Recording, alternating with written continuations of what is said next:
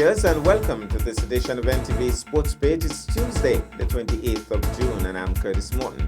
In our headlines, Colin Archibald on contract in the USA, and in our feature for this evening, netball opening slated for Thursday. We'll take this break and I'll be right back.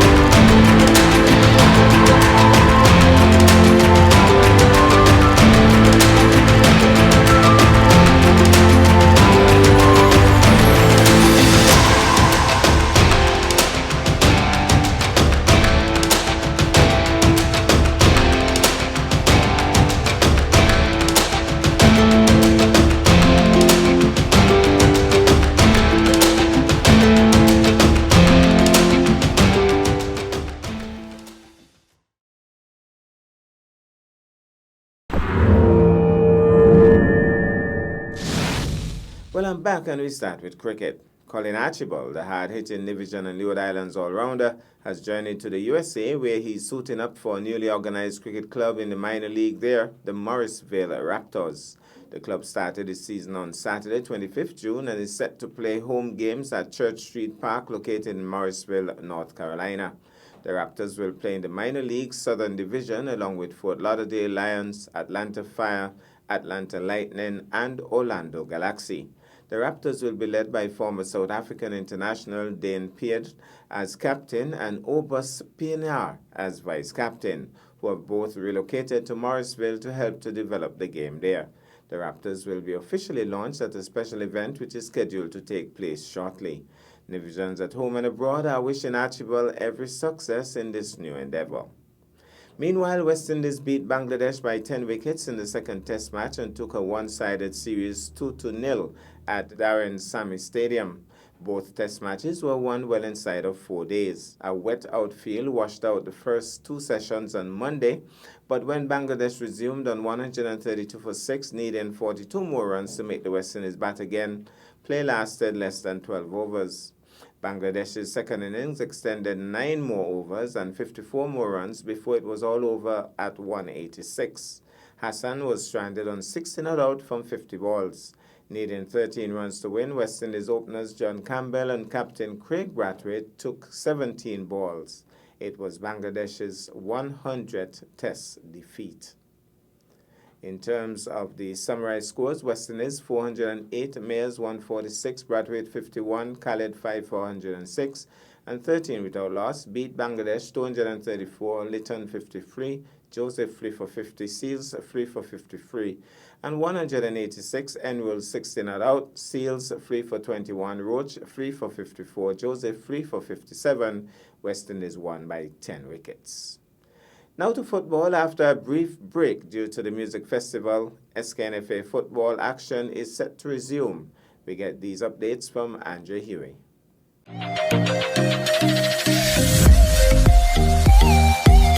Coming off a break on the weekend, the SKNFA Premier League returns this Wednesday at the Warner Park with 2 matches. Hot Springs Bath United will take on Trafalgar South Stars at 6 p.m.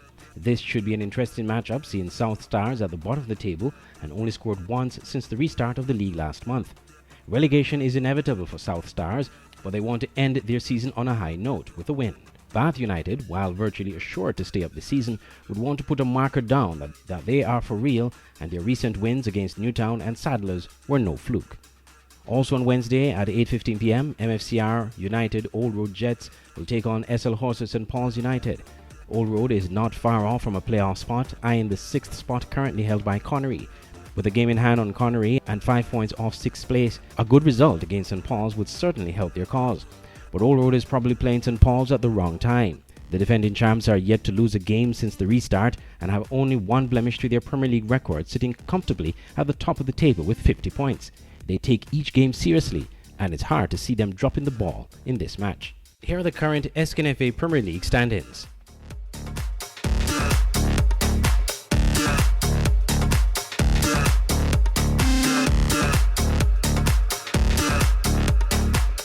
We had a short break this past week in the SKNFA Division 1 Football League, but action resumes this Tuesday at the Warner Park as the regular season winds down. Elko Limited Security Forces United will play Mantab at 6 p.m. on Tuesday, while Connery Fireball International take on Molyneux at 8 p.m. Then on Thursday, Davis Construction Lodge Patriots will play Sandy Point at 6 p.m. and at 8 p.m. Rivers of Living Water play Hard Times United. And finally, on Saturday, the rescheduled matchup between Mantab and Molyneux will be played at 3 p.m. It's tight at the top for a playoff spot. The teams have already decided, with Sandy Point in first place with 43 points, Elko Limited Security Forces United in second place is 42 points, Mantab also on 42 points but with a lower goal difference in third place, and Connery Fireball International fourth place with 33 points. The closer challenger to a playoff spot outside the top four is Hard Times United with 26 points. But with only one match remaining from this season, they won't be able to catch up or overtake Connery Fireballs International in fourth spot with 33 points. The two teams that make the Division 1 final in the Final Four playoffs will be promoted to the SKNFA Premier League for next season. We'll take this break and I'll be back with our feature for this evening.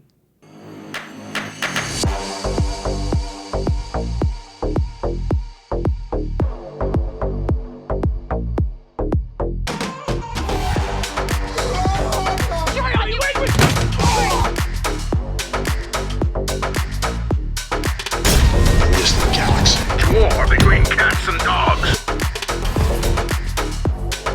What is this place?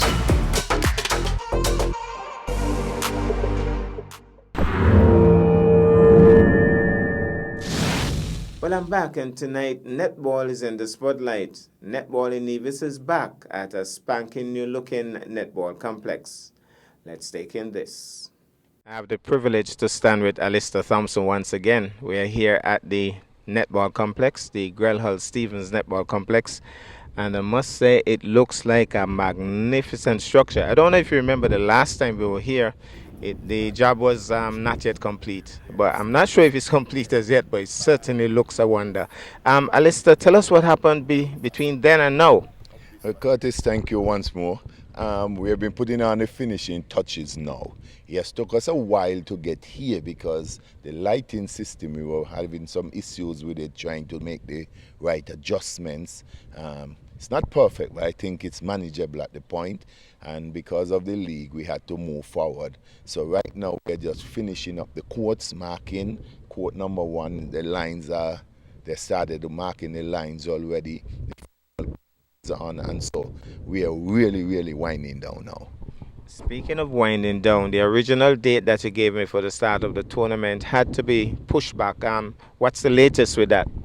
Well, the date had to be pushed back because the court wasn't ready. Again, as I said, the lighting was giving us some issues. So we had trucks going back and forth on the court, so we couldn't finish the actual marking of the court. That is out the way now. The guys are pushing ahead to finish the marking of the court, hopefully by tomorrow evening. And so we are set and ready to go for the 30th of June, Thursday the 30th of June. 5:30 is the opening ceremony. So Thursday, 30th June, right here at the netball complex. I expect all of these stands back of me and to the side of me to be jam-packed with people. Just remind the folks about the cost, and would there be matches after the opening ceremony? Curtis, we are having a double header in terms of the ceremony. The government is having a reopening of the complex with all this work they have put in, and we have the opening ceremony of the league. The 30th, we have a march start at the taxi stand in Charlestown at 5 o'clock, and mine is right here for the ceremony at 5:30. Yes, it's right after the opening ceremony.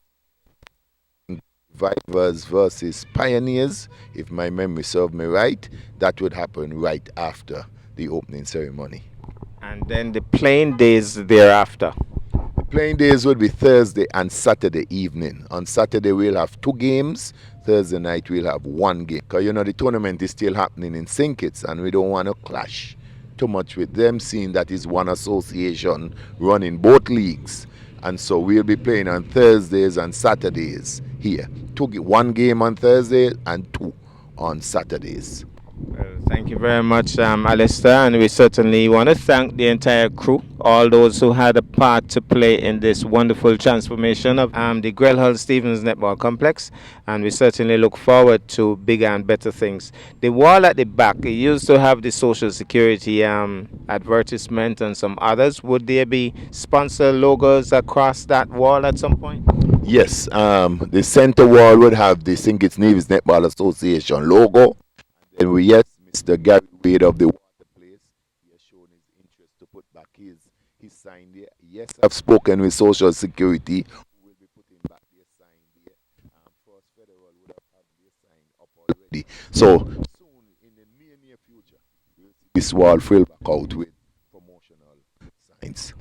Well, thank you very much, Ali. Any final words for the netball loving public? Again, Thursday afternoon, 5:30 is the opening ceremony. A match starts in town at 5 o'clock. You can witness that. And then right after, just around 7 o'clock, we should have the first game here at the court.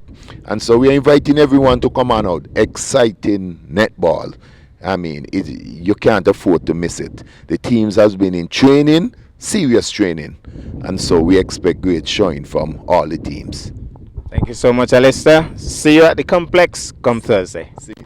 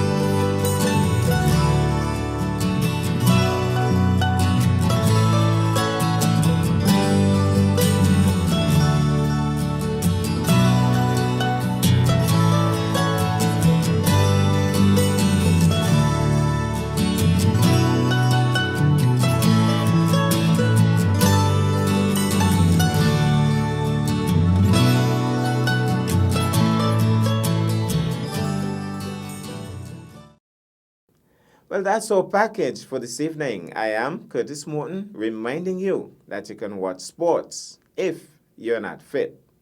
But to play sports requires fitness, diligence, and sacrifice. Have a good night.